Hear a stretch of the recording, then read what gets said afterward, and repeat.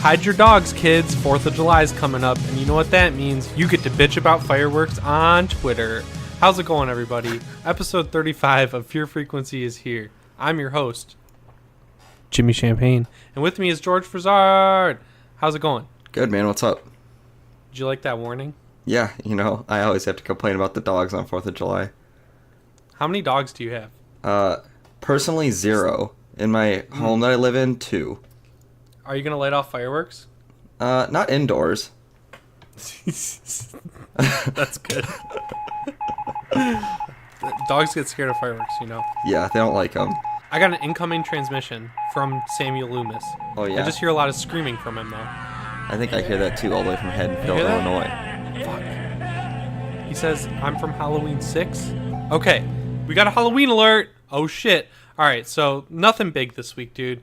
We got something crazy, though. Something physically big this week. Yeah. Nothing big news-wise, but this thing's big. So Halloween Daily News, our best friends that we've never met, they reported that Trick or Treat Studios is releasing a life-size 2018 edition Michael Myers, and it has like opposable right arm, and it's only $700.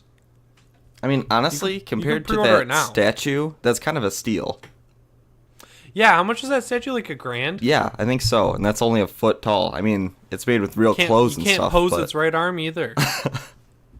You can pose this thing's right arm. It's 6'1". You know how tall that is? That's awesome. That's huge. That's as tall as me. I could give it a hug. Yeah. Or a kiss. I wouldn't even have to tilt my head to give him a little kiss. Right at lip level. I would. I'd like bring him into my room every night and put him next to my bed. That would be so horrifying. Just in case someone broke in, they'd come in my room to like put a pillow over my head and shoot me with a silenced pistol. He'd be standing there like, they'd be like, oh, and they'd be like, he beat me with a punch. That's a big Michael Myers dummy. And then they'd put a pillow over my head and shoot me with a silenced pistol. They'd be like, Michael Myers is already here to do the job I came here to do. Beat me to it. I mean, personally, I just think this thing would be so horrifying to keep in your home that there's no way anybody's actually going to buy one. Yeah, I agree. But $700, I don't know. I feel like that's a little less than, like it's less than I would think it would be, and it's less than I would think it would be so much that I'm considering a purchase on this one. I mean, the price point's right. Don't get me wrong, but the item itself is so horrifying. Yeah. I think we're just going to have to agree to disagree on this one. But we got some news that I think we'll both agree is cool. Shout Factory is releasing Blurays in steelbooks of Halloween 2 and Halloween 3. It's actually Scream Factory, subsidiary of Shout Factory. They come out on October 9th, right?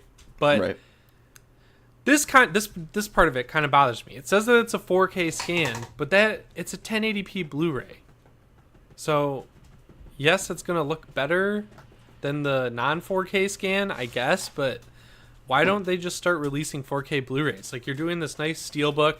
If you order it from Shout Factory, you get a lithograph with it. If you pre-order it, which I did, I pre-ordered Halloween 3 because the lithograph is fucking awesome. Yeah. But why go through the work to do a 4K scan onto a 1080p Blu-ray when 4K Blu-rays exist? Yeah, it does seem weird if you're going to go through the effort to re-release it and do a special, like a special re-release of the movie. This is the same as that fucking Strangers one I bought. I thought it was a 4K Blu-ray. It's a 4K scan on a 1080p Blu-ray. Yeah, I mean, it just seems strange. If you're going to go through the effort of re-releasing it and getting a 4K scan, you can just release it on a 4K Blu-ray. Right. I think it's cool, though. Like, don't get me wrong. And I don't think it's overpriced in any way. Like, if you pre-order it from Scream Factory's website, it's only $26 per disc. And the lithographs that they send are fucking awesome. Because I got that Strangers one, and my girlfriend, Kelsey, won't let me frame it because it's so scary looking. So it's just in my closet. But, like, I unrolled it, and it's really cool looking. Yeah. And, I mean, it's always cool to have a steelbook for a DVD case. They just kind of stand out a little bit more, and the unique art for these actually look really good. I know they're limited to, I think, 10,000 each. Yeah, but they never sell out. Like, I got the Strangers one, they were like, the lithograph one is going quick, but I pre-ordered it like after the DVD came out. Oh yeah, and they still got the lithograph. But like, it's Halloween, so I don't know. Maybe these will sell out faster, but still, I think they're worth it. Both of them, if you're into either of those movies. Yeah, I'd kind of like to see them do. I know we were talking about it back when we saw like the 4K Halloween, but it'd be sweet to get a 4K remaster of the original with a special steelbook. Yeah, that just seems like a fucking no-brainer. Just put it on a 4K disc so people with 4K Blu-ray players or Xbox One S's at the very least can watch movies in 4K. Right. Just seems so smart. Like, do you think the manufacturing cost is really that much more? I mean, a 4K Blu-ray only costs like $10 more at the store, like at a Best Buy or whatever, so... They come out with the MSRP, quote-unquote, of $40, but then they're like... Day one, they're on sale for $30. Yeah. Quote unquote on sale, you know? So, I think at this point, manufacturing discs has become pretty... It's peaked at this point. The technology's there to do it relatively cheap, so I don't know what the issue is with getting 4K Blu-rays released. Yeah. I don't know. It's weird, but I pre-ordered the Halloween 3 one. The Halloween 2 one I think is a cooler poster. Yeah. Because it's like Burning Michael. Yeah, but right. I like Halloween 3 way more than Halloween 2. And I was like, I'm not going to get both of these, so I went with Halloween 3. Yeah, I think that's the better movie of the two, so it's probably the better choice. Because I don't have that on Blu-ray. I have it on DVD, and it looks like shit. I have it on Blu-ray, but... You got the other Shout Factory one, right? With the cool, like, slip cover and everything? No, I just have the basic one, like the normal, like, Amazon one. Damn. All right, cool. Well, that's cool. If you want to check that out, go to Halloween Daily News. They hooked us up with the link. Next on the list here, we're going to try something fun. Fun? I think it's fun. Kind of fun. It might be, we're going to be not mean about it, but Bloody Disgusting put out this list called the 6 horror movies that are unexpectedly perfect for 4th of July viewing. And some of them make sense and some of them don't.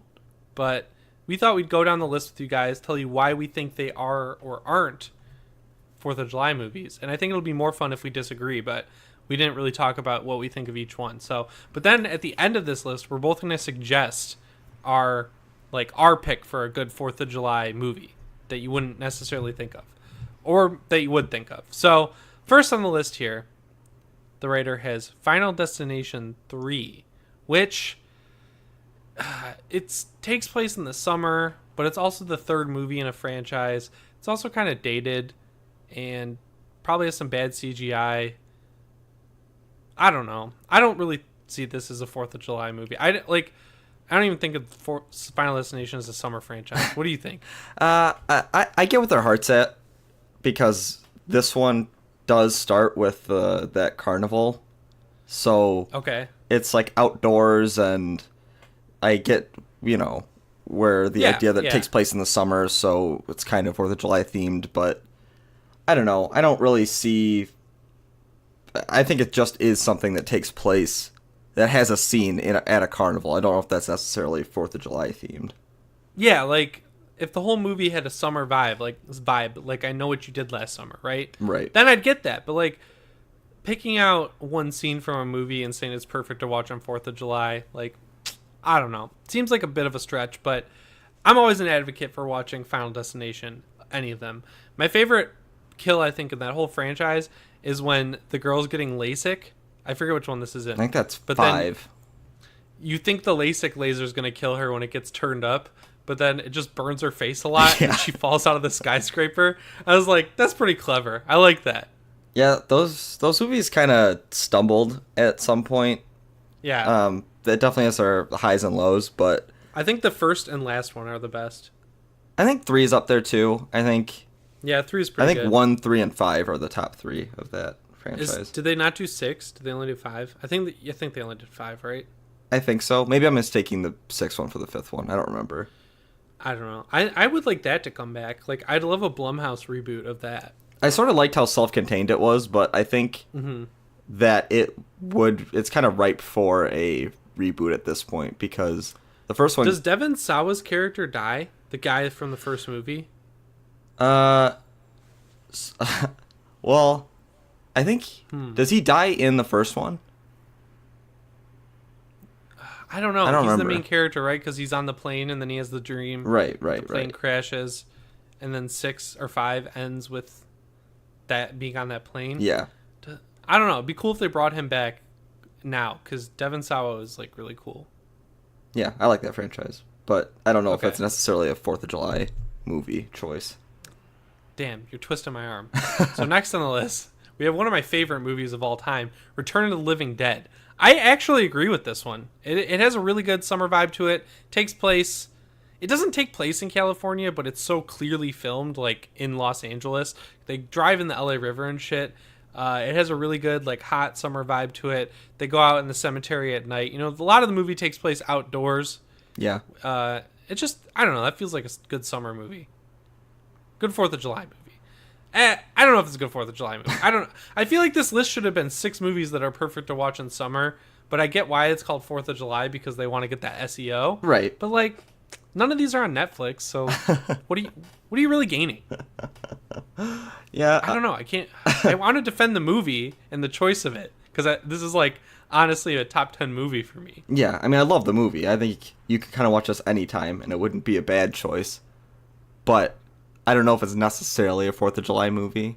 Like you said, I agree that it has a summer vibe to it, but there's nothing really specifically 4th of July about it. It's kind of... Except for the fact that it apparently takes place on the night of July 3rd. Like, So, I mean, technically, but that's like when people... I've seen that movie like 100 times, and didn't even know that. That's like when people talk about Die Hard being a Christmas movie, and it's like... Yeah. Yeah, if you really want to split hairs, it is, but it isn't really. Yeah. Like, if you want to get a snifter broken on your eye, we can talk about it, you know? Like, Right. I don't know. So next on here is a movie I haven't even seen called Silver Bullet. Have you seen this one? No, I haven't seen this one either. I think James from Cinemassacre did like one of his videos on this, like a Monster Madness. Uh-huh. So I guess this one's no contest because we have no argument against it being a 4th of July movie. Yeah, and it's a Stephen King story, apparently, based on the novella Cycle of the Werewolf. Sure, it's great. I mean, sounds summery, I guess. I guess it could fit. It's got a kid actor. It's got a kid actor. Means it must be good. So this is the one that you were like, fuck no on. What's Yeah. this one? Next on the list is The Shining. And the big payoff is because the date on the photo at the end of the movie where it shows Jack in the ballroom is dated July 4th, 1921. And the reason this is 100% not a 4th of July movie is because it takes place entirely during winter. Yeah, and when it's summer, you want to get in the mood for summer. You don't watch this. I almost spoiled what your pick is, but like nothing about it. I'd rather watch this over like Christmas break, you know? Right.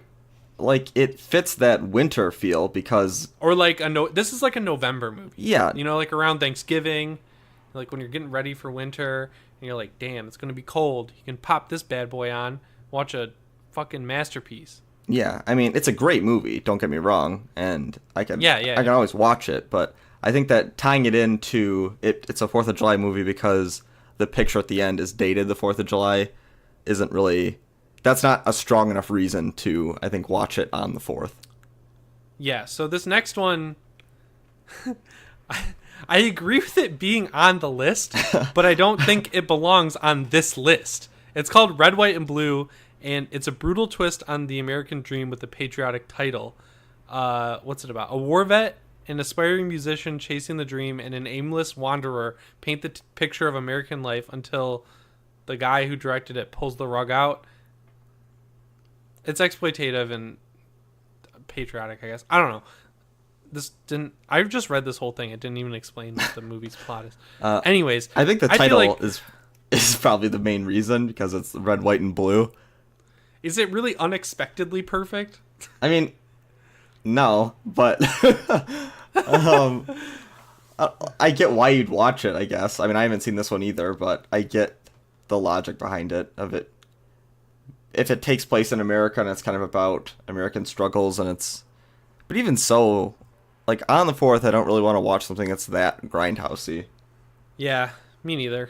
So, last one on here is It. This one I do think is good. I think I would watch this on 4th of July, right? Like, yeah, I think it fits. I think it summery. It's about a bunch of kids getting together and doing a bunch of kid stuff and rock fights and all that. And I think all that is perfectly in theme with the holiday and this, time of year.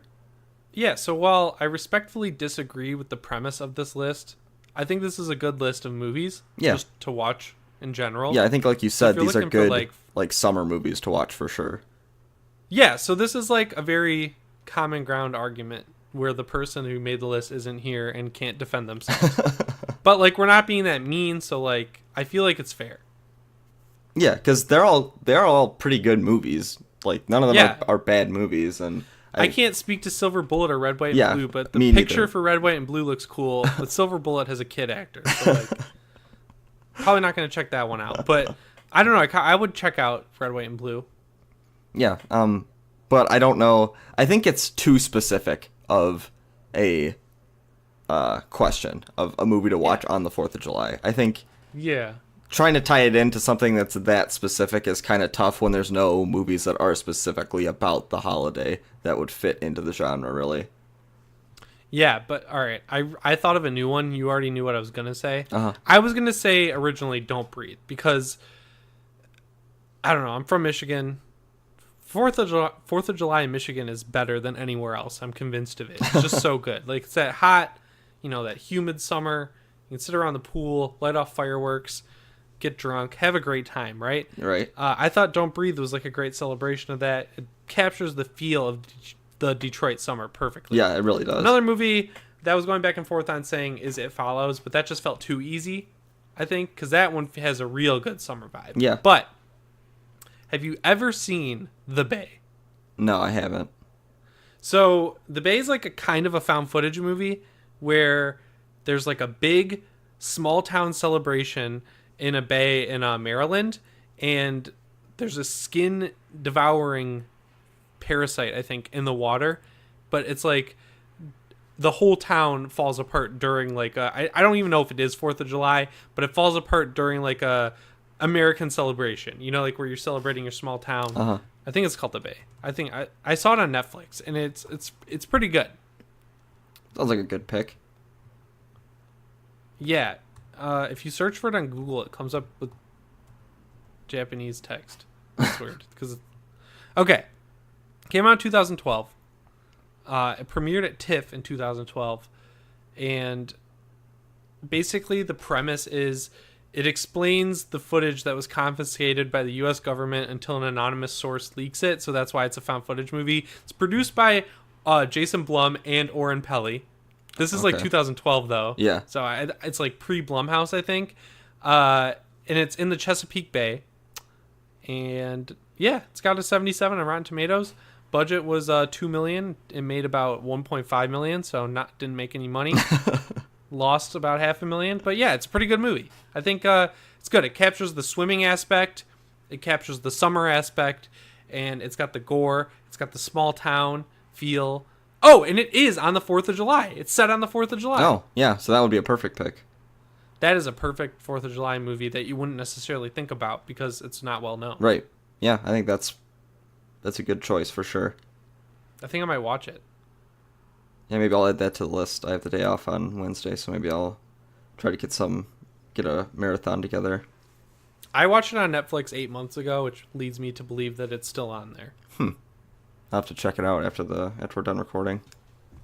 Cool. So what's your pick? If I want to go really on the nose, I would say Jaws is probably the quintessential summer movie Switching it up on to me. watch, just because it fits every kind of theme about summer and encapsulates that feeling all at once, where yeah, totally. It just kind of really nails that feeling better than a lot of other summer movies and any other shark movie that's ever come out.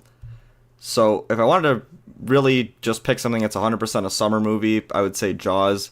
Another pick that I think would also kind of work would be the pseudo sequel to The Town That Dreaded Sundown. Oh, dude, that's a great pick. That came out in 2014, I think. The Blumhouse movie.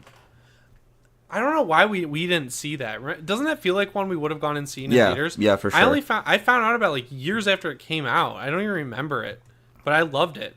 So, for those who don't know, The Talented Sundown is a movie based on the cult classic, The Talented Sundown, of the same name. That was a movie about the serial killer, the Phantom Killer, who was a murderer in Texarkana in the 60s. And every year, everybody in the town gets together to watch the movie in real life. And they go to a big drive-in, and they play the movie in the park where one of the people were murdered. And so this movie takes that concept of the people in the town who watch the movie every year, and a copycat killer shows up and starts to be a copycat killer and follow in the footsteps of the original Phantom Killer. And so it's kind of a sequel. It's so meta. Yeah, it's super meta. It's really interesting. It kind of falls apart near the end, but I think it really nails the vibe really well. And I think that that's a solid movie to watch in the summer for sure. Yeah, so Alfonso Gomez Rejon directed it. Never heard of that guy. Jason Blum produced it. Ryan Murphy produced it. So it does have like a American Horror Story vibe to it. It takes place around Halloween, but like you said, it's in Texarkana, so it definitely has that summer feel. You can like almost feel the heat coming out of that movie. For sure. It's seriously. So it takes place over our Halloween and Thanksgiving, but it's the same like bullshit cop out where like they don't want to film in a place that has fall. Yeah. But that was a great pick. Thank you. So there's 2 movies to check out. This was all in good fun. You should check out most of the movies on that list except for Silver Bullet and Red, White, and Blue. If someone really likes Silver Bullet, defend it to us. You could be like our friend Nolan Mackey, who got us to watch Chopping Wall, which we think is like a perfect movie. I do really love Chopping Wall. So yeah, let's get on. Let's move on to the news. Talk about this new new sale from Rob Zombie. So Rob Zombie, 3 from Hell. You want to hear a weird? We'll move on. Yeah. You want to hear something really weird? So we just rewatched Devil's Rejects. Yes. I think that movie sucks ass now. I was like really into it, and I thought it sucked now that I've seen it again. Yeah. I just watched Rob Zombie's Halloween last night, and I think that movie's pretty good now, but I remember hating it. Even the first 40 minutes? No. No. If you get past that, everything after that's pretty dope. That part where the girl who plays Laurie's crawling around in the ceiling, and he's just stabbing that plank of wood through the floor. Yeah. I was like, that's the coolest thing ever. I also like how he just walks through walls, and there's a part where he like punches through a wall with the knife facing down. Like this like The Shape or whatever. Yeah. He feels strong and fucking brutal. It's a little reserved with some of the kills. I watched the unrated one, and it still zooms in a lot, so you don't get to see everything. But the actual kills are pretty good. There's a I don't know. This is something that's kind of weird to me. So like Danielle Harris is in it, right? Yeah. She spends 80% of her screen time with her boobs out.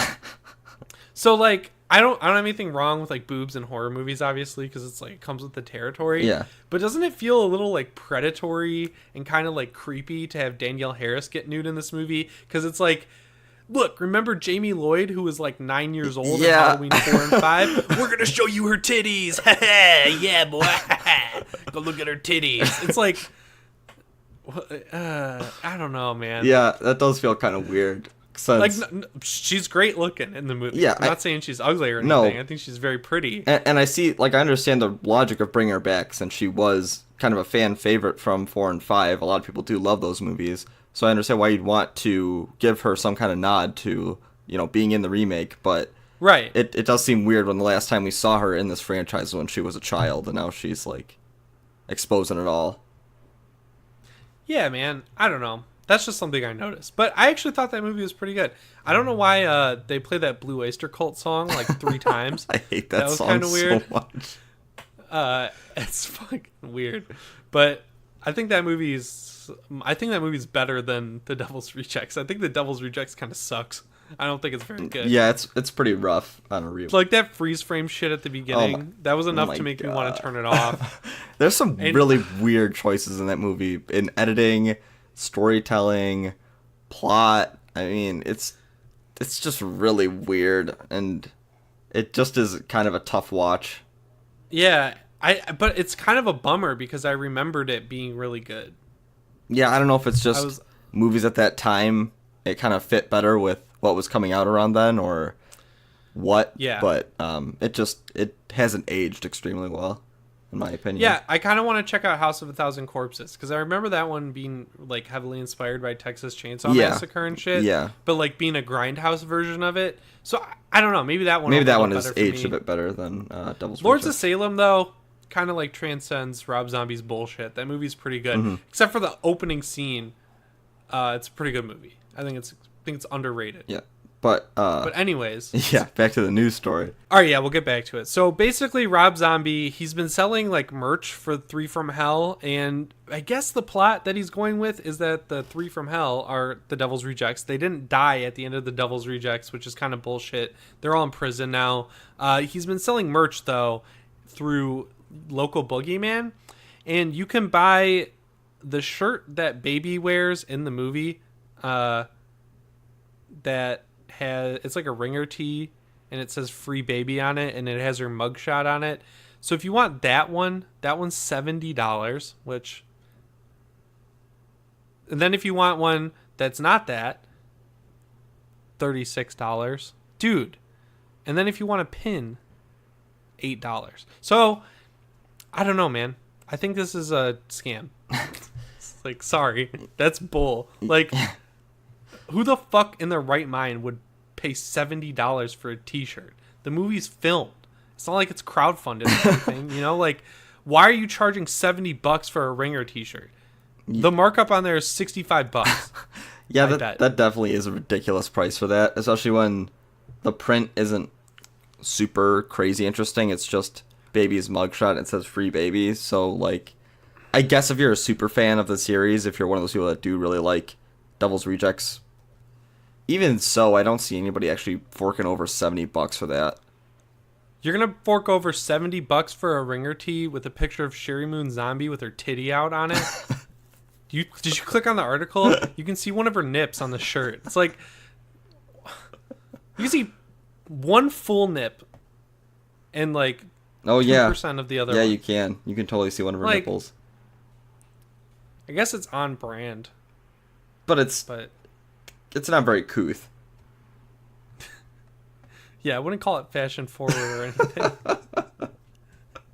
I just don't get it. Like, if you want to get this, more power to you. Like, I bought some pretty dumb shit, but I don't know. I don't really want to like advertise Rob Zombie's wife's titty on like my t-shirt. You know, like you can't wear it anywhere, right? Like, yeah, it seems weird. I'm like upset. I'm like, Urgh. It seems almost too like graphic in a way. Like, I get that's what his whole theme is, and that's how all of his movies are. So I don't have anything against his movies being like that, since that's the style he's adopted, and he's obviously... My big gripe is the price. Like $70 is really dude. just seriously.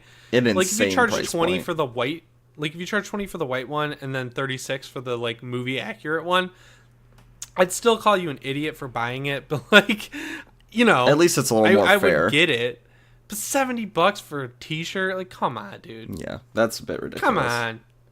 That's like when I went to that Daft Punk museum and they were selling the t-shirts they sell on Amazon for $10. They were selling them at the Daft Punk museum for $120. Yeah, okay. It's like, whatever. This shit's so stupid. I don't get it. And I see at Urban Outfitters, people are paying for like torn up Kiss tour shirts for like $40. So, I don't know. I don't want to be that guy, but there's better things you could spend your money on. Yeah. Than funding Rob Zombie's movie that's probably going to be bad. Yeah, I agree with that, since I have very little faith in 3 from Hell. Maybe we'll be impressed. Maybe I'm gonna be eating a lot of crow when it comes out, but yeah, who knows? Yeah, you will. So we're going back to Shout Factory. So Scream Factory is releasing again a Blu-ray of Trick or Treat on October 9th. I already have a Blu-ray of this movie and it was pretty cheap, but this cover is awesome. Again, though, it's not 4K, so I'm not going to double dip on it. But yeah, it looks pretty cool. Yeah, I like the new cover. I think this is a total classic. I think it's 100%. It is a classic. I mean, it's worth watching every October for sure, without any question. So I think if you haven't picked it up yet, now would probably be the time to get it. I agree. I just wanted to let people know that was coming out. But yeah, the cover art is really cool on it. So yeah, I'd get it if in like a poster. Right. But Yeah, so next up, we finally have confirmation that It Chapter 2 started filming with a great table read photo of all the actors talking to each other. It looks like they're having fun. That's cool. Yeah, it's cool to see that everything's moving forward on it. Sounds like everything, it's obviously just started, so we wouldn't really hear too much drama about it yet or any kind of issues on set or anything like that. But table read looks good. I mean, I think we talked about all the people, all the cast as they're being announced, and everybody fits pretty well. And I think that, there's a good director at the helm, and everything should be good for the sequel. It's just going to be interesting to see how exactly they modernize that second half. Yeah, who's going to die? Are they going to have Eddie kill himself? Yeah, I mean, are they still going to have, are they going to have it set up the exact same way? Are they going to have someone else kill themselves? Is it going to be, is Mike still going to be running the library? Are they going to not have a library because it's modern day and who goes to a library anymore? Or yeah. That's a good point, George. I never thought about that. Yeah, because this one takes place in modern day. It's weird how they shifted it forward, where the original TV show is 50s and 80s, but now it's 80s and modern day. What do you think? Yeah, what do you think Mike's going to be doing? I mean, maybe he'll run the computer lab at a high school or something. Yeah, maybe he'll be a graphic design teacher at the school or something. I mean, I think there's ways to modernize it. Yeah, I mean, they can totally modernize it. I'm just curious as to how, if they are going to try to stay as true to the roots as possible, or if they're going to try to take little things like that, like the library or other things that people don't really, wouldn't necessarily be a common place for everyone to hang out in, if they're going to change certain aspects of it to be more modern. Right. I think in this picture you can barely see James McAvoy, but I can see him more as Bill in this picture. Yeah, I was a bit skeptical, mostly because the last thing he was in, was Split? The last big movie he was in? Or was he in... Yeah, maybe he's done something since then, but he was pretty cool in Split. Yeah, I mean, he's good in Split, but he didn't really look like a Bill Denbrough in that movie. You know what I mean? No. He didn't yeah. exhibit that look at all to be the leader of this gang of people. So, I mean, not that I couldn't see it, because he is a really good actor, and I could see him, if he puts his mind to something, doing it well, but it was just kind of hard to visualize until we got to see a little bit, closer to the actual start of the filming. I agree. But yeah, it looks cool. I'm excited. I'm getting more excited. It's just weird that all this info is coming out about it now. It comes out in over a year. Yeah, I mean, like a lot of stuff's coming out about it. Don't want people to forget about it, maybe. Gonna try to what? Because doesn't it feel like people care less about this one? Yeah, I think for sure. I think the general vibe that I'm getting from Twitter or Film Twitter or whatever, no one, it's a lot of websites trying to shove it down your throat, but I haven't seen a lot of excitement from general readers. Exactly. I haven't seen any just normal person get out and start talking about this movie and saying how excited they are about it or anything like that. So yeah, it's kind of weird. And it seemed like the reason people only cared about the first one is because of that trailer that blew up on Twitter. Yeah. So maybe they need something like that to happen again, but that kind of felt like lightning in the bottle in itself. So I don't know. Still, it's just something I noticed. I mean, the reason that the original trailer did so well is because they took an iconic scene from the 90s miniseries, modernized it, and it ended up looking really cool and interesting, and it got a lot of people interested in the movie. So I don't know if they're going to take that same approach with try to take one of the scenes from the second half, which I don't even know if that has too many iconic scenes in it that people are going to want to revisit. Cause yeah, I mean, you read the book. Is there anything that you were like, damn, that I hope that's in the movie? I don't know. The second half is a bit weirder to kind of pull out scenes. The one scene that I would really, really love to see, that I think is my favorite scene from the whole book, is when Bev goes to her dad's apartment as an adult, and she gets invited in, and it's an old woman invites her in, and as she's there, the longer and longer, she realizes that she's not actually in this, she's not just a sweet old woman, and she's something more sinister, and it's Pennywise in disguise. And he feeds her this tea, and it's as she realizes that it's Pennywise, it turns into piss with like a turd in it and like all this really gross shit. It just gets like really creepy and out of control. It's just like really like I like that scene a lot. I think it's like a really creepy, interesting look at because it's like obviously Bev's biggest fear as an adult is her father, and that's an interesting look into like the different powers Pennywise has that you don't really see too often. Yeah, I don't know. I hope it's good. Yeah, but I'm excited for it regardless. So it's cool it started filming, and can't wait for next October. September. I think it's like September 19th. I don't know why I know this. Okay. Well, even sooner. The next thing on here I just put on here just because it seemed kind of weird. I guess Funko's releasing cereal called Funkos. Because like at this point, I thought Funko was about to go out of business. Yeah, I heard they're kind of struggling. Feels like they're pulling out all the stops, doing everything they can to stay relevant. This might be controversial, but like I feel like Funko's problem is that the like style of toy they make isn't attractive. I think it's like cheap looking and very rarely lends itself well to the characters they're producing.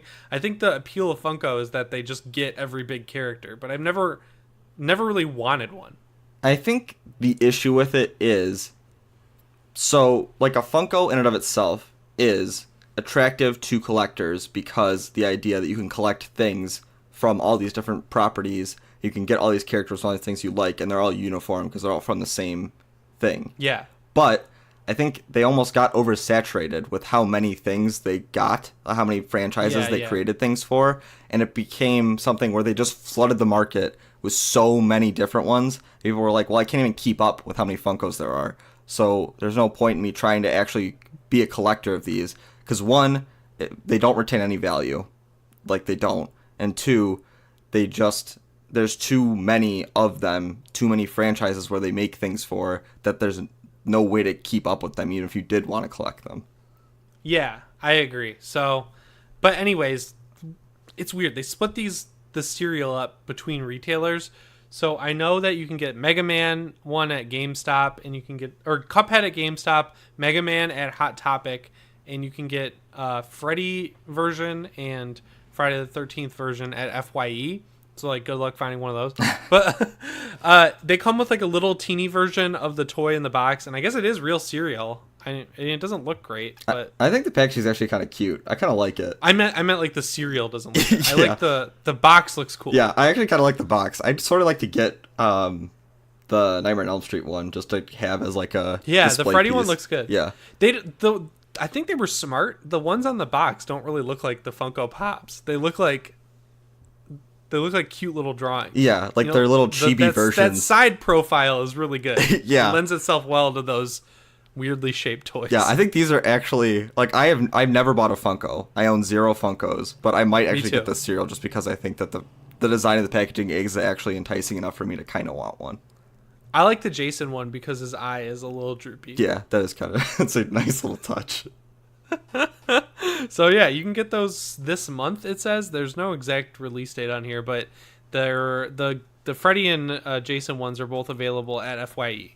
Well, so you don't have, if you want the Cuphead one, go to GameStop. Oh wait, no, I reversed it. Mega Man is GameStop. Cuphead and Mugman is Hot Topic. Freddy is Funko. What? This is stupid. Freddy Funkos will be available through Funko. Nightmare on Elm Street's Freddy Krueger Funkos and Friday the 13th Jason Funkos will be available at FYE. These articles make me look like a fucking idiot, dude. Seriously. Like, just fucking bolding. They bold information, but it's like they just picked a sentence and bolded it. What is Freddy Funko? Is that Funko's character? That's me, Freddy Funko, the CEO of Funkos. God damn, dude. I feel like an idiot now. I'm not buying this cereal anymore. You just burned me. It's fucking stupid. But speaking of Jason, Platinum Dunes, the producer of Friday the 13th remake and The Purge, Andrew Form, he did an interview and he said he really wants to like make another Friday the 13th despite the legal battles. He thinks they could do it right again. And I don't know, like after A Quiet Place, which they like killed it with, and I think this Friday the 13th remake is way underrated. I feel like they deserve another shot at it.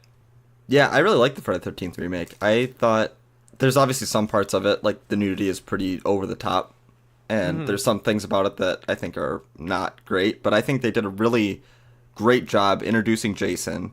The actual like stature of Jason is great. He's huge. You can tell he's like very strong. They do a good job of showing like the weight of the character. And I actually thought that was shot well and was a cool movie. So I was always kind of shocked that they never made a sequel to that one. So yeah. I mean, it sounds like it was probably some legal troubles, and I'm not sure. I thought that one made money, though. I'm not sure if it was kind of a flop or not, but...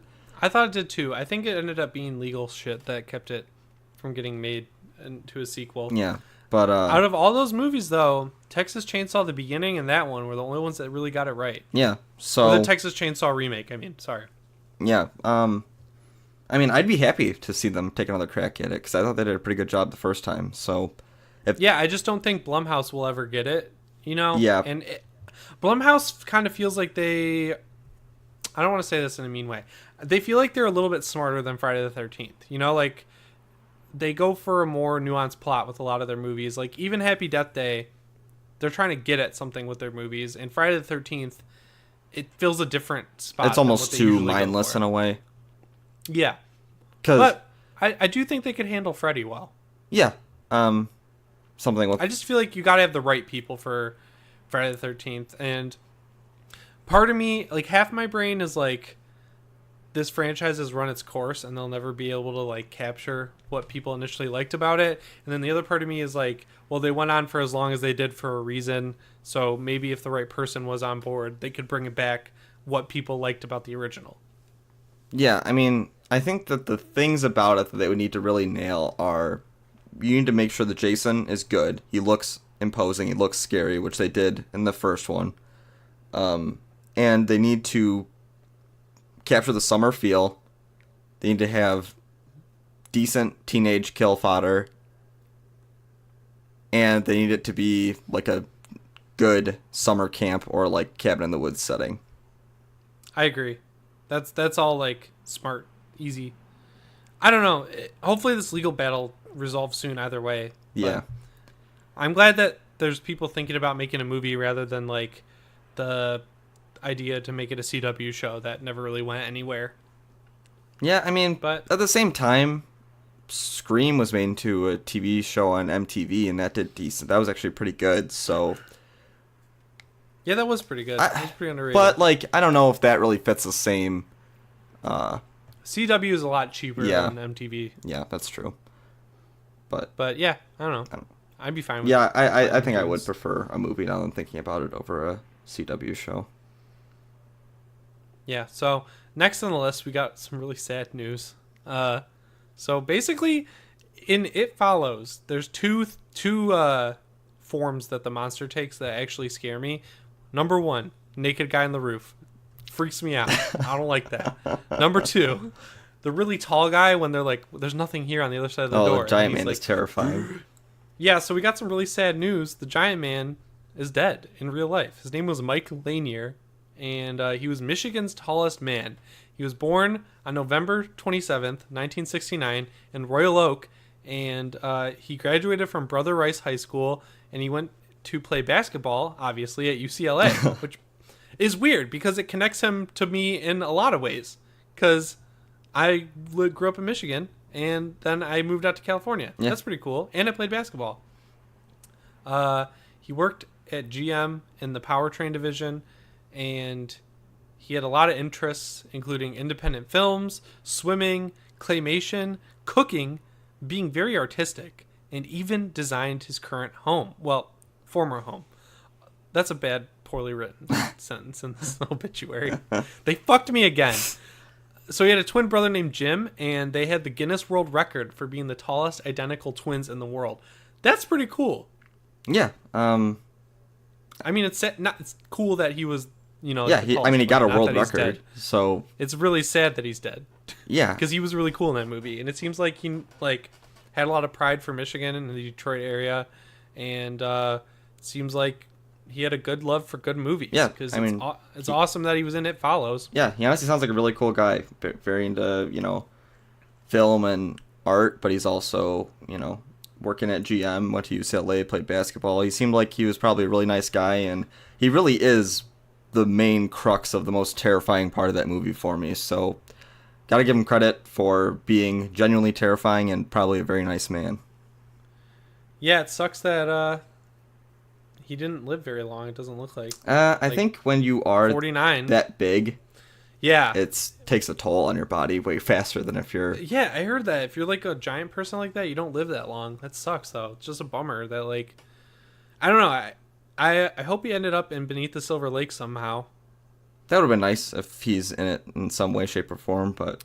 I'm just, like, bummed out that this extra in the movie died. Yeah, pour one out for him. Really, all these celebrity deaths, dude. We've never talked about one. But this is the one giant that made man. me go... He gets a... Fuck. No, I'm, like, dead serious.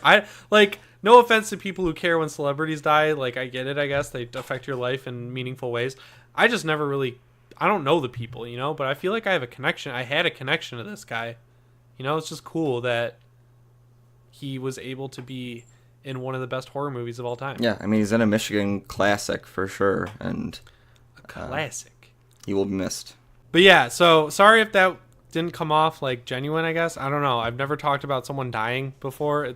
And it's never really affected me to any degree, really, when a celebrity dies. But this one really got to me. So I thought we should put it on here. Give him that rest in peace. Yeah. Pour one out for the giant man. Yeah, so now we got to follow... I should have done this last, because now we got to follow that up with the something we're going to dump on, which just feels wrong. But there's a Purge TV series that's coming. I was holding out hope that it would never just come out, I thought it was something that would get stuck in development hell. But it looks like Tuesday, September 4th at 10 p.m. on USA, the 10-episode series about the Purge begins. And you know what? It just looks like more of the same shit. Just more of the same crap, but 10 hours. Like, I don't know. I'm not into it. Yeah. Trailer's terrible, also. Yeah, the trailer does not look good. It looks very low budget to me. Like, I was going in with pretty low expectations. I'm on the same wavelength as you, where I think that stretching out the Purge storyline over 10 hours is not a good look for that, since it's already pretty paper-thin plot, since they just choose to keep retelling the same story over and over again. But the trailer looks like so low budget. The masks that the people are wearing are like dollar store masks, and the effects don't look great, and it just seems like it's going to be a total fail in my eyes. Yeah, I don't know. Just this concept. They've taken it in this direction that I get why. They want it to be like a political movie that gets people to go to the theater, and like it can be an escape for people who are on the right side of history, right? And I get that. I understand that. But we've had 4 movies now that have had the exact same plot pretty much at the end of the day, and now we're getting a TV show that's 10 hours long. Like, they have the story that they can take somewhere, and they refuse to take it anywhere. It sucks. Yeah, it feels like a really wasted opportunity, because you could make it so much more interesting without making it the same political problem every single time.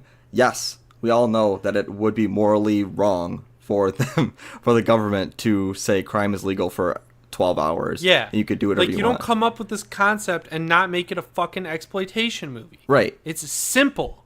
Right. We all know that this would be a morally wrong thing, but it doesn't need to be that every single movie is about how it's morally wrong and how we need to stop it, how we need to change the government, how there needs to be a rebellion, blah, blah, blah. It just feels tired at this point. So to do another 10 hours on that tired idea doesn't seem like a good look. Yeah, and I don't know. None of these movies are ever handled with the nuance that's required for the plot they're trying to tell, honestly. Like, it feels very shoehorned, it feels very cheap, and it's never felt like a real emotional payoff in any way in the three movies that have come out. Right, the 4th one's out on the 4th. And it's kind of like telling that the best one, which is 2, did not deal with any of this garbage, and that's like miles and miles the best one. Yeah. Like, at the end, it kind of comes into play, but nowhere near as hard as it does in 3, and like nowhere like even close to how much it looks like it's going to play into the first Purge. Like, I get it. I think it's cool that you're making a political horror movie. I'm fine with that. I really am. I just don't think like the political horror movie they're making. I think it's exploitative in the wrong way. Like I think it's just cheap. Yeah, I think it would have worked if they had done that idea once, or maybe given it one sequel, or built to it in a meaningful way. Or you know, like they've relegated this underlying plot to like a 5-minute arc of like a character that's not even named in the first movie, and I don't ever think you really learn his name. Like, I don't know. Yeah, I mean, he is the string that kind of ties them all together. So that's kind of the overarching plot, is like that guy growing through the rebellion and like trying to shut down the purge and all that. But at the same time, he is a very minor character in those movies. It's not his story of how he's going through the ranks. It's just they have this purge movie going on where all these things are happening, and then this character who's a reoccurring character will show up at one point, and usually not for very long. What if they did a purge movie where you get to see this rebellion, right? Take this rebellion, and you get to see them say, well, crime is legal, let's use this against the government. And then they break down Capitol Hill or wherever the government people are hiding out. They find a way into the bunkers where they're being led. They kill the entire government and start from scratch, but keep the laws in place and get rid of the purge. Right. Like if they can do something where if this is a weapon, that wouldn't go over well. But right, because the whole idea that they've been harping on every time is like the purge is bad and the government weaponizes it. Like people are morally good enough to where they don't kill, but the government is weaponizing it and even subsidizing killing because I don't even know what their end game is, but it's good for the government if people kill each other because it keeps fear in the hearts of the American people and it leaves the government as powerful. So the end game is they can kill the poor people, and then the poor people, like, I think the whole reason that I'm seeing the first Purge on Wednesday, right? Yeah. If I'm right, I'm gonna like clap for myself 3 times, but like. I think the whole thing they're going to try and get at with the first Purge is that there's too many poor people, and that all the rich white people in America realize that if the poor people ever banded together, that they could take down the white people in about 5 seconds. Yeah. So the white people say, let's introduce the Purge so that we can use all of our money to buy like impenetrable fortresses, and then all the poor people will just kill each other because they won't be able to get to us. Right. But then that doesn't go well because the poor people don't want to kill each other, and then the government has to start bringing people in to like kick off the purge, you know? Yeah. Like it's so predictable at this point. Yeah, and it's sad that this show looks like it's taking that exact same plot without trying anything different. So yeah, I am not confident in this show at all. I've never seen anyone defend the purge either. Like honestly, I don't like I like them all. Honestly, I do. I mean, I think. I don't think I'd ever watch the first one again, but I'd watch the second one and the third one again. Like, we watched the third one last year, ready to shit all over it, and I remember we were both, like, pretty jazzed after we watched it. Yeah, I mean, they're fun movies to watch, don't get me wrong, but I just think that they almost think they're smarter than they are. Mm-hmm. And... yeah, they definitely do. They think they're way smarter than they are, and it just... like, it should be something that it doesn't take itself as seriously as it does. Which kind of detracts from it. But there's definitely fun sequences in it. Or they should go all the way with their concept. Yeah. Like, I think the reason that they'll never do that is because they've kind of, like, wrote themselves into a corner a bit where, like, the only good guys in this movie are the people who end up not really participating in the purge. And if they show the, like, working class, the poor class of America actually engaging in the purge, then that kind of people proves will their get point. upset, right? And that proves their point. Yeah. But... like, I feel like that's really the only way to truly deliver on the concept. Like, have these people... honestly, I think if they did have the working and poor class kill the white class, like the rich class, while it's legal, and use their own weapon against them... right. At this point in time, at this point of where people are in American history or whatever, like how they feel about this country right now, I don't think that would go over so bad. I mean, like, Fox News would probably get up in arms about it for a week or two, but like, I feel like the people who love the game we're going to talk about in a few minutes for the exact same fucking reasons would really like this movie. Yeah, I think if it... and I feel like like if it took that political idea, the actual activism that it's trying to, like, very subtly convey throughout them and just made it the forefront and the focus of the whole story, I think it would be a much stronger plot and probably a stronger, like idea for the movie. But I think the way they're doing it by just making it a kind of fun, not really like a grindhouse, but more of like a slasher movie, and then having a little bit of political ideology in it. Yeah, they're not even horror movies, really. Like, the first one kind of almost is. First one has some sequences that are like... Yeah. They border on frightening. So... Yeah, and like that argument where people make where it's like, oh, it's a thriller, not a horror movie, like with Hereditary, that pisses me off. But this is one where, like, I could definitely see... I wouldn't argue too hard against someone saying that The Purge isn't even a horror franchise. Like... I mean, they're action movies at the end of the day. Yeah, they are. It just... I don't know. I don't know what they should do with this franchise. Like, I think I have a good idea for it, but I don't think they'd ever commit and deliver on that idea. Yeah. And just bringing it back to the TV show, doing the exact same thing we've seen for 90 minutes once a year for the last 4 years, and then extending it into 10 hours is just like...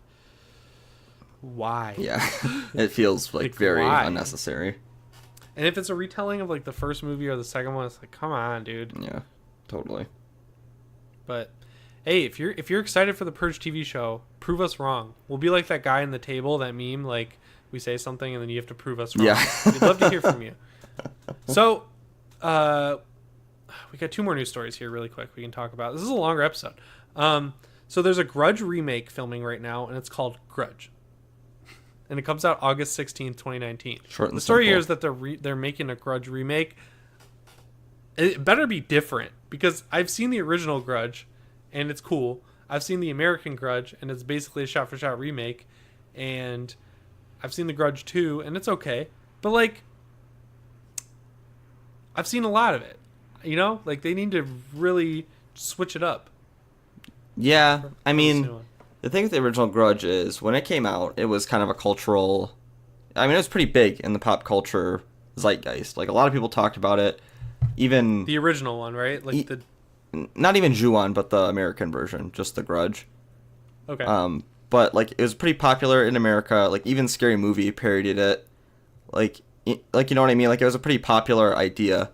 So, I think even today, people kind of know the story without having to see the movie.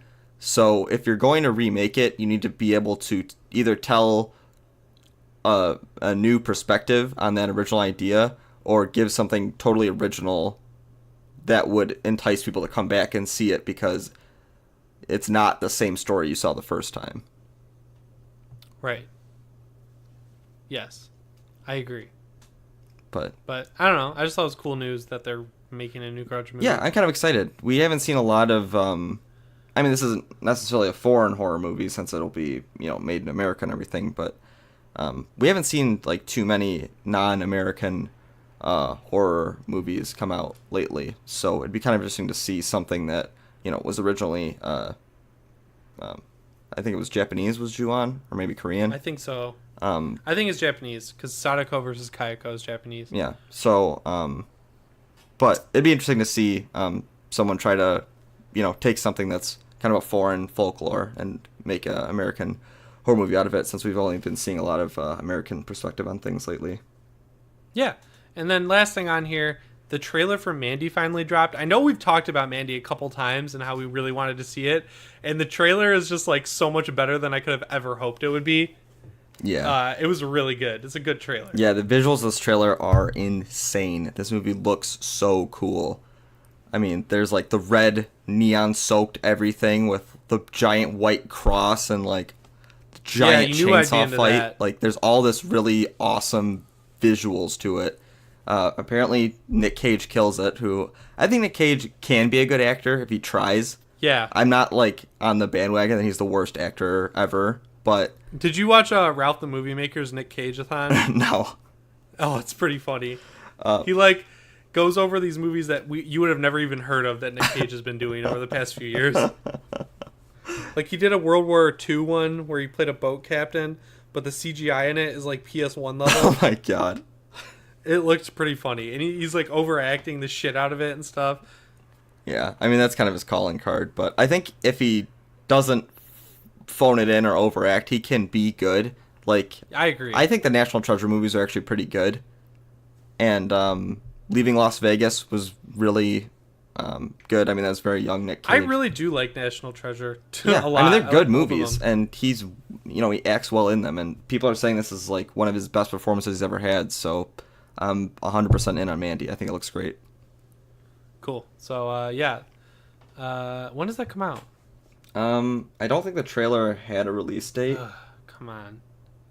This is why we're going to that festival. It comes out September 14th. Okay. This is why we're going to fucking Telluride, though, so we can get to see this stuff early, and then we can be the ones who get to flex on all these 9-year-olds. But yeah, that wraps it up for the news this week. We'll be right back with our review of Wolfenstein 2. Hi, I'm Matt. I'm Dustin. And we're the Final Boys, a podcast that celebrates all things horror and cinema and pop culture. Have you ever wondered about the history behind the Paris catacombs? The true stories behind the Bloody Mary legend? Or you just like listening to two dudes bullshit about their favorite and not so favorite horror movies? Well, you should check out The Final Boys. You can find us on iTunes or wherever you listen to podcasts. All right, we're back with our review of Wolfenstein 2. I'm glad we got a long episode for you guys this week. We thought the news was going to be light, but we had some good discussion in there. I thought that list was cool, but... So, Wolfenstein 2 came out in October. It came out October 27th, which, if you remember, is the same day as Mario Odyssey and Assassin's Creed Origins. And as much as it sucks, people seem to, impulse buy open world games. I mean, everyone's going to buy Mario, but if everyone bought Mario and one other game, even if they were done with Assassin's Creed, I think most people would gravitate towards Origins just because it's the new big open world. Yeah, you know? I mean, honestly, that's what I did. I bought Odyssey and Origins on the 27th, and I didn't buy Wolfenstein. So I bought Wolfenstein because I'm a Bethesda cuck. But I played it back in October, and I loved it, dude. I played it on PC. I actually got all the Enigma codes, and I did all the Enigma missions, and I killed the last leader and everything. But I made a joke to you the other day where I was like, we couldn't think of a movie to watch, so I was like, why don't you just beat Wolfenstein 2, and then we'll talk about the show, because you have it. Yeah. And you were like, okay. And then it worked out that Bethesda was kind enough to give me a code for it on Switch, because it just came out last Friday on Switch, which is a whole nother thing. But I spent all day yesterday. I actually got to one level before where you're at right now. Okay. And you're one level from beating the game. Yeah. So, what do you want to talk about with it? I just think that the best thing about it, that I think personally that is the most interesting aspects of the game, is I just think that the alternate reality of the Nazis winning World War II, and you get to see all this pseudo future technology, but it's all kind of evil Nazi-fied, and you get to see these crazy things like building colonies on different planets, and these giant panzer robots that are these dogs that shoot fire, and the giant one-wheel motorcycle General Grievous drives in episode 3. Yeah. I mean, there's all this cool sci-fi technology that is so we talked about well. the New Orleans level on the show because I played it at that Bethesda preview event. Yeah. That level is really cool. Yeah, I really like that.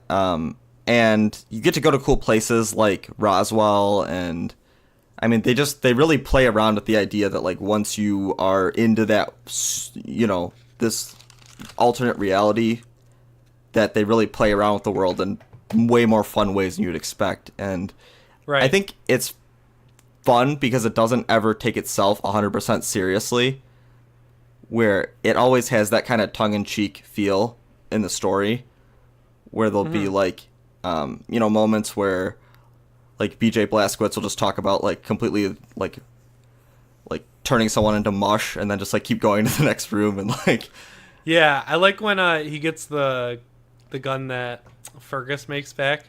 Yeah, the bomb gun. Yeah.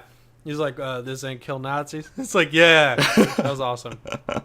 Yeah, so there's a lot of fun dialogue like that, and you get to see some cool, like I said, alternate future stuff.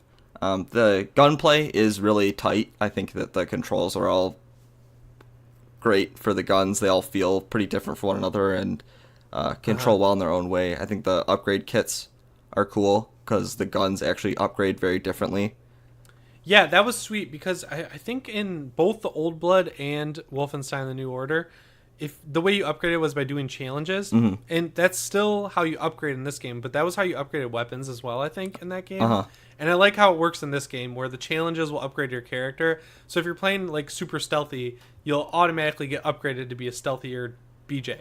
But if you're playing super like awesome action man, you'll get upgraded for that too, and then you can spend your weapon upgrade points however you want.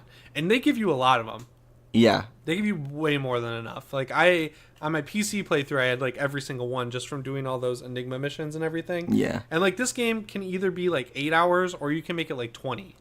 You know, like it's pretty cool. Yeah, like I sat down on Saturday and played it from like 10:30 to I think 4.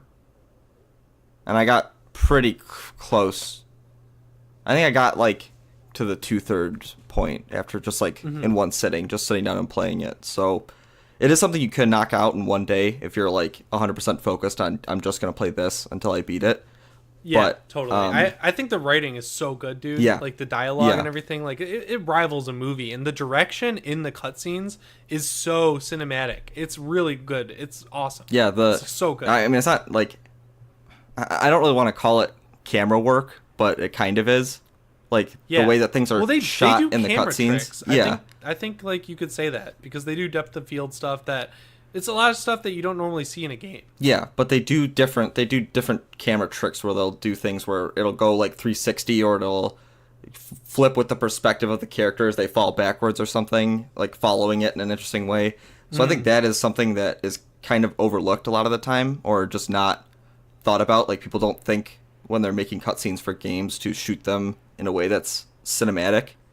And I think this game was made in a way where it was supposed to be like a movie in all the cutscenes. Yeah, people are like, I think it's awesome. Like, I really liked the New Order. I really liked the Old Blood. The people are like, I'm gonna play Wolfenstein 2 because you get to kill Nazis. That's how cool and edgy we are. If you're like coming at it with that attitude, I feel like you're kind of doing the game a disservice. Honestly, I feel like it warrants way more of like a respect than that as like a storytelling device. Yeah, like I think it's just a great game. Yeah, I agree. I've had a total blast with it. I think the story goes in so many interesting, cool ways that I think you kind of have to buy into the like cheesiness of it at some points to really. Yeah, like it's like a grindhouse movie. Yeah. But like it's something where there's points in the game where you could be like, oh, that's really stupid, or you could be like, this was so cool that you're doing. There's one point in the game where you could definitely say that. Yeah. That's like the crux of the entire plot. But there's like a point where you're like, am I all in on Wolfenstein 2 or am I not all in on Wolfenstein 2? Right, but if you buy into it, then that's like the kind of person who would really enjoy the game. You're gonna get rewarded for it. Yeah. I really liked. I think I liked it. I don't know actually. I think I liked the first one more, just because the first one felt so new and fresh when it came out to me, and the iconography in it, just the aesthetic of the first one. Yeah, the aesthetic really of the first cool. one is pretty unbeatable. When you go like climb up the old Nazi castles and stuff, like there's so many cool like architecture and things in that game, but. I like the story in the second one better. Yeah, I do too. I think when they make you go through a concentration camp in the first one, I think that was the most effective moment in the entire series. And I don't know, you can honestly tell how many people didn't play the first one by people who are like, Wolfenstein 2 is the most effective thing ever, blah blah blah. You know, because there's a lot more like stuff that happens to you in the first game in first person. And I think there's a lot like it goes right for the throat. This one is more fun. Yeah, this one definitely goes for more fun, and the first one has more disturbing imagery or like very like hard things. Which is what I like, obviously. Yeah, like, I like the disturbing. Like hard things to see that really kind of exemplify like why the Nazis were the bad guys. I mean, yeah, and the Old Blood also, like both of those, the first one and Old Blood like delve deeper into the more paranormal aspect of like Nazis and like the human modification. Yeah. And all that shit, you know? Yeah. This one's more of like a campy war story that has a hardcore 70s vibe. Yeah. There is some cool sci-fi stuff in it, but it's the more like 60s sci-fi, you know? Yeah, exactly. It's not like the it's not like Hitler's army and shit, you know? Right. It's more about Or Frankenstein's army. Yeah, Is what I meant. it's kind of more about like technology advancements and like getting weird technology together and getting your crew of the rebellion to like show the American people that they're not down even though the Nazis took over America. Mm-hmm. I mean, it's a pretty inspiring story in some ways, and it's like it is inspiring. Like you feel cool playing it. Like when you do things that are like big set pieces in the game, you're like, wow, like that actually felt really cool to do that. The main bad guy, dude, Frau Engel, she is such a good villain. She's from the first game too, and like you hate her in the first game, but you really hate her in this one. Like they set her up at the beginning to be like fucking evil as evil can be, and the payoff is really good with her. The ending of the game, I won't spoil it for you. It's very 60s. Like it's the most very 60 ass ending, and I like it. It's really cool. I like the costumes. I like the way the characters look.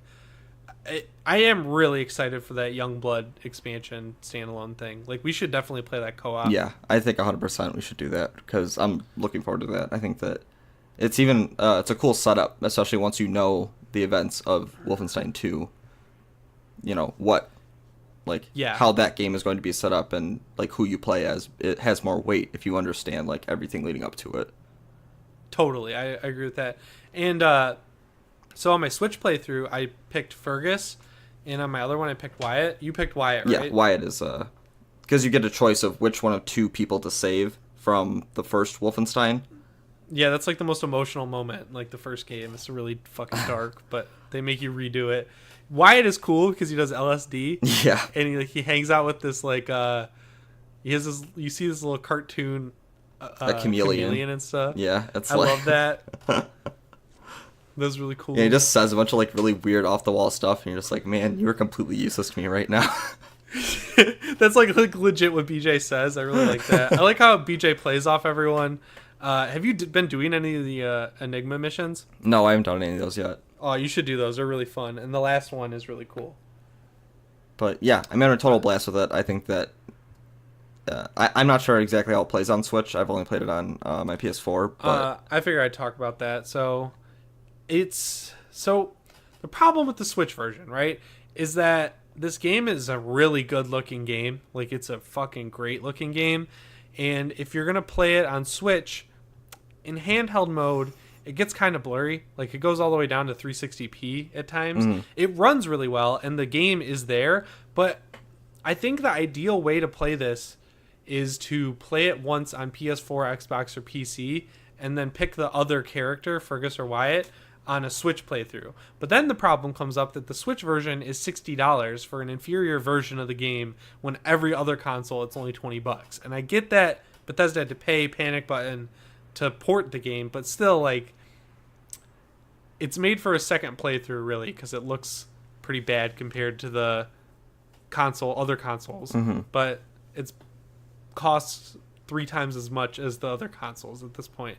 So hopefully the Switch in the future with Bethesda's games and everyone else's we can start getting these games on the same day, where like the proposition of paying for an inferior version isn't totally fucked by the fact that it's coming out 8 months later. Right, and it costs so much more. And you know, if it came out at the same time, you could kind of see the trade-off of if you really value portability more so than being able, you know, if you have the time to sit down in your living room and play it on a 50-inch TV on a PS4 with a sound system and everything, obviously you can do that. But if you don't have time to do that and you want to play it while you commute or something like that, and you value that portability more so, I think that would be an easier pill to swallow if you got the game at the same time as everybody else.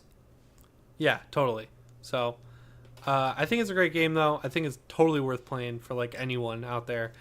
You can definitely play it without playing Wolfenstein or the Old Blood. It is pretty standalone, and it gives you a recap of the first game right at the beginning. But obviously, I'm going to recommend playing the New Order and the Old Blood. Yeah, I think, like you said, they give you a recap, so you're caught up on the story. But I think you don't really care about any of the characters in the game unless you played the first one, and it's such a character-driven story that you'd be doing yourself a disservice to not play the old one, because it would give you, it's less of a like full picture that way if you just pick it up at 2. I agree. That's a great point. So, anything else you want to say about the game? I just really like it, and I think that anybody, like I said, I've only played it on PS4, but I think it's looks great on that, and it's totally 100% worth a playthrough. Yeah, I played it on PC, and it's a great port. Runs awesome. Full 60 frames. I played it in 1440p. It looked great. Some really cool shit in that game.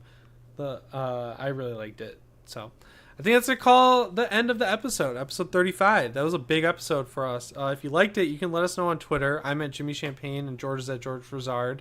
You can find us on Spotify now, which I should have said at the beginning of the show. I feel like an idiot now, but yeah, that's exciting. We're on Spotify. That makes me really happy. Yeah, it's a cool feeling for sure. Yeah, so you got anything to say before we close out the show, George? I think we've said all we need to say. I think I'm ready to close it out. You got any last words? No. All right. Well then, as always, come back next week for more horror news and reviews, and you never know who might be listening.